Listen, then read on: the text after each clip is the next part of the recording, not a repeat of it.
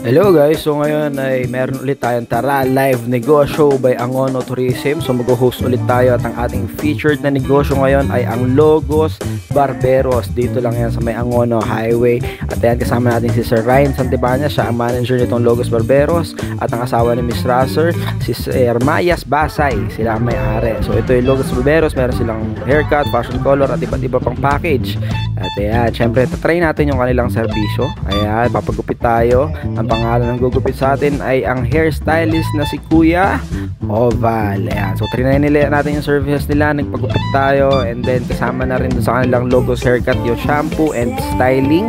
And pagkatapos nyan is gwapong-gwapo na ulit tayo. At pagkatapos ay sinet up na natin. Ayan yung setup natin sa interview, mapapanood nyo yan sa Angono guys, so page. tapos na tayo dun sa ating Tara Live Negosyo. Yun ay mapapanood tuwing Thursday sa Angono Tourism Facebook page. And yung ating inano ngayon is Logos Barberos. Kasama natin si Brother Ryan Santibanes. Bisita na kayo dito. So siya yung magsasalubong sa inyo. Sila yung makikita nyo dito sa Logos Barberos. Bisitahin nyo kami. Pa-TikTok naman dyan. Ayan, Miss Marcel and Tara Live. Wala, hindi na ako nagti-TikTok eh. Okay, so follow our page and kita-kita tayo ulit. Hindi ko alam ko muna to. Hindi ko na nag-vlog. Hindi ka mahilig sa pizza, no ma'am?